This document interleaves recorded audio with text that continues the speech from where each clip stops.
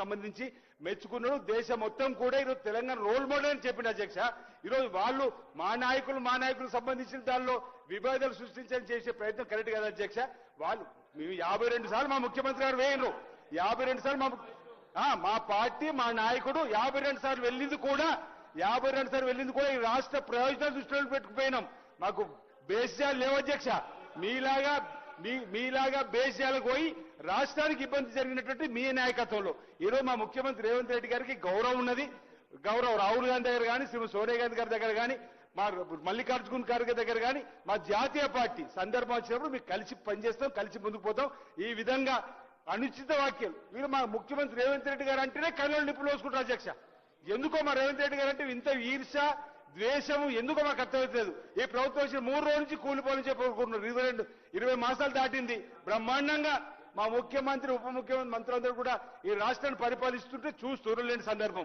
ఈరోజు ఈ బీసీలకు సంబంధించి ఒకటే మాట చెప్పు, 50% క్యాప్ ఎత్తివేయడానికి కోసం ఆర్డినెన్స్ పైన జరుగుతున్నటువంటి సవరణ బిల్లుపై చర్చ.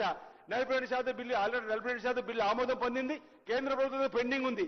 బీఆర్ఎస్ ప్రభుత్వం 50% క్యాప్ వేసినటువంటి దాన్ని దాన్ని ఎత్తివేయడానికి కోసం ఆ రోజు 50% లిమిట్కే మీరు పరిమితం. 2018లో సుప్రీంకోర్టుకి ఏమి ఇచ్చారు అధ్యక్ష?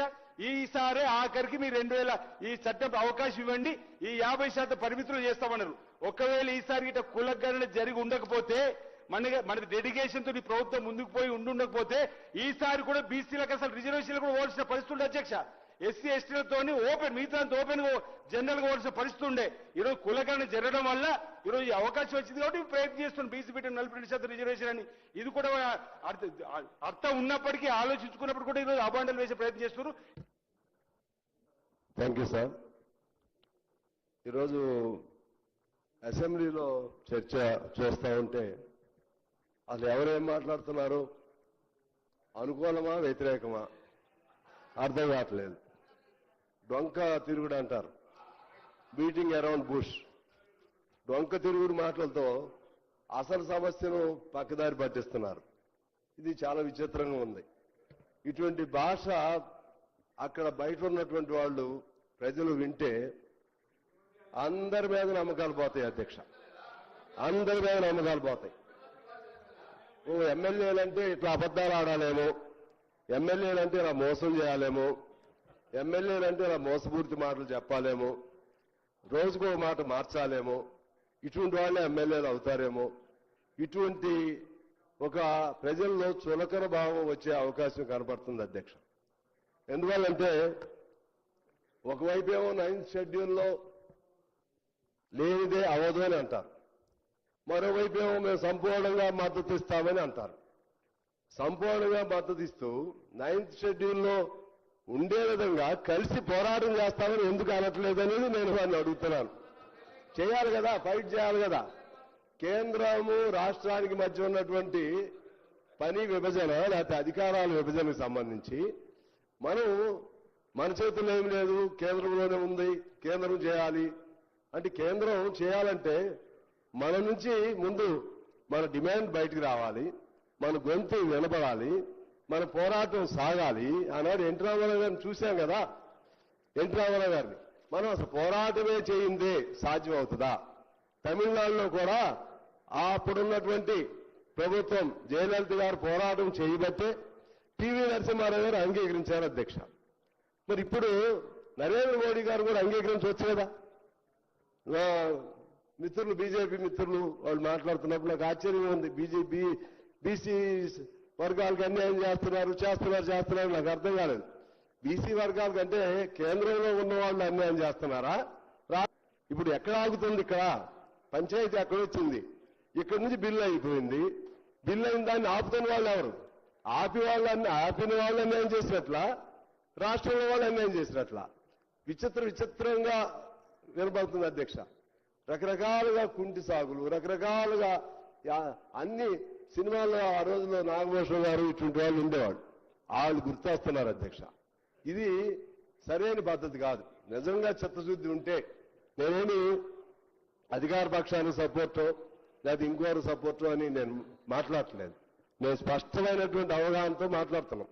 మా పార్టీగా కూడా 42%ని ఇవాళ ఉదయం మా జనరల్ సెక్రటరీ రాజా గారు కూడా అభినందన చెప్పి వెళ్ళాడు. మీ రాష్ట్ర ప్రభుత్వం మంచిగా చేసింది, మంచిగా దాని మీద ఫైట్ చేయండి అని. ఆనాడు ఎస్సీ వర్గీకరణ కూడా రాష్ట్ర ప్రభుత్వం చేసింది. నాకు తెలిసి it's a revolutionary step forward. ఎక్కడ ఇంతవరకు ఏ రాష్ట్రంలో కూడా చేయలేదు అధ్యక్ష. దీనిపైన మనం తీసుకుని ముందుకు వెళదాం. ఇవాళ మీ మంత్రులు ఎంతమంది ఉన్నారు, లేకపోతే ముఖ్యమంత్రి ఏంటి, ఆ ముఖ్యమంత్రి ఏంటి, ఈ ముఖ్యమంత్రి ఏంటి, ఇవి వెనకటి నుంచి వస్తున్నటువంటి వరుస క్రమంలో కొన్ని చేర్పులు మార్పులు జరుగుతూ ఉంటాయి. అన్ని కావాలి, మీరు తీసుకోండి. ఇప్పుడు ప్రధానమంత్రి మీరు కదా, ఎన్ని చేపిస్తే మంచిగా ఉంటుంది. అన్ని కావాల్సిందే. అయితే ముందు ఇది కానివ్వండి. ఇది అయితే అన్ని ఆటోమేటిక్గా అన్ని ఆర్డర్లో పడతాయి అధ్యక్ష. ఇది నేను అందుకని సిపిఐగా మేము స్పష్టంగా చెప్తున్నాం. మనం అందరం చిత్తశుద్ధితో కలుద్దాం.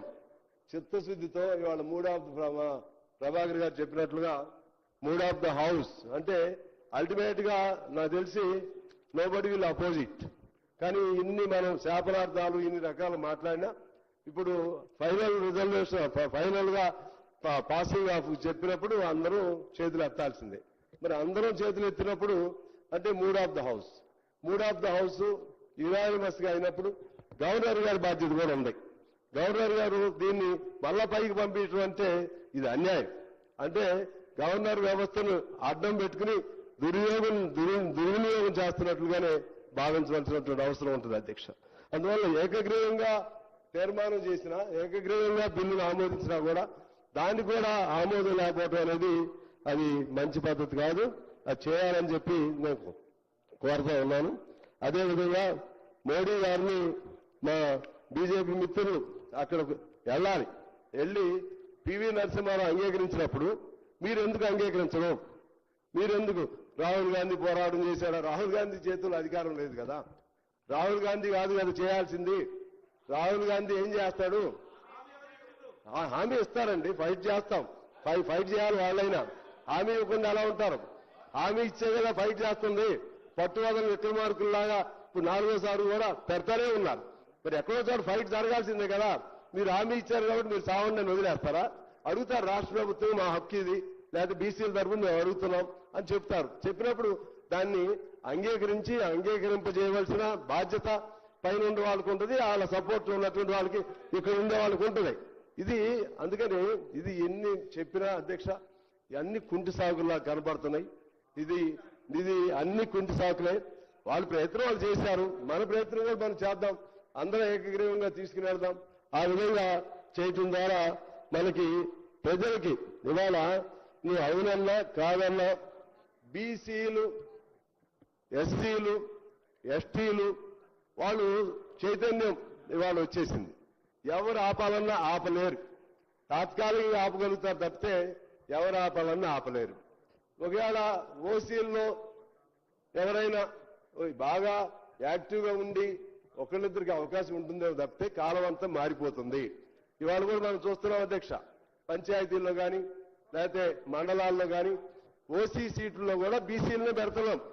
ఓసీ సీట్లలో కూడా బీసీలనే పెడుతున్నారు. ఎందుకంటే వాళ్ళ శక్తి సామర్థ్యాలు కానీ అన్ని ఇవాళ ప్రజలు గుర్తిస్తున్నారు, లేకపోతే ఇతర అవకాశాలు గుర్తిస్తున్నారు. అందువల్ల పక్కదారి పట్టించకుండా ఇవాళ ఇంకో సమస్య వచ్చింది. మతం, ముస్లిం మతం అనే పేరు ఎక్కడ ఉంది అధ్యక్ష? ఇందులో ముస్లిం ఆ విశ్వాసాన్ని పాటించే వాళ్ళల్లో కులాలు ఉన్నాయా లేవా? అందులో వెనకబడిన కులాలు ఉన్నాయా లేవా? కేంద్రంలో కూడా ఇచ్చారు కదా, అందులో కూడా కేంద్రంలో కూడా దూదేకులు ఇటువంటి కులాలకు ఇచ్చారు కదా రిజర్వేషన్. మరి ఇక్కడ అది ముస్లిం అని ఆయన ఏ కులం? అందులో హిందువుల్లో పలు కులాలు ఉన్నాయి, హిందువుల్లో కూడా ఉన్నాయి కదా అధ్యక్ష. హిందూ అంటే హిందువులు అందరూ ఒకే కులం కిందకి రారు కదా. ముస్లింలో కూడా అనేక కులాలు ఉన్నాయి. అందులో వెనకబడిన కులాలని గుర్తించి ఇస్తే నష్టమే ఉంది. దానికి మతమైన రంగు ఎందుకు పులుగుతారు? దానికి రంగు పులిగితే హిందువులు కూడా రంగు పులవాల్సి వచ్చింది కదా. అందువల్ల ఇటువంటి అనవసరమైనటువంటి వాదోపవాదాలు, అనవసరమైనటువంటి విమర్శలు పక్కన పెట్టి ఈ హక్కును మనం సాధించుకోవడం కోసం అందరూ కలిసి ఏకగ్రీవంగా ఈ బిల్లును ఆమోదింపజేయాలి. ఈ బిల్లు ఆమోదమైన తర్వాత మన గవర్నర్ గారు కూడా ఈ బిల్లుకి సంపూర్ణంగా ఆయన అసెంట్ ఇచ్చి అంగీకరించాలని నేను మీ ద్వారా కోరుతూ నమస్కారం.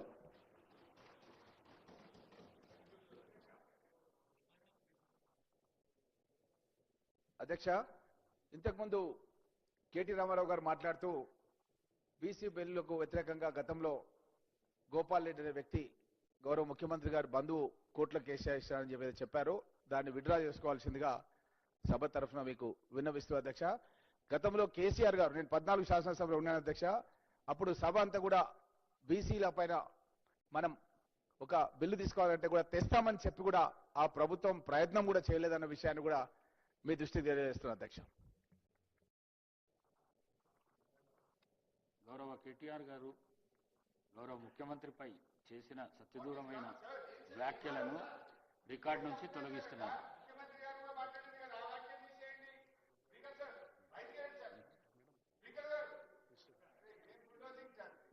అధ్యక్ష, కేటీఆర్ గారు మాట్లాడుతూ ఇంకెన్నిసార్లు ఈ బిల్లులు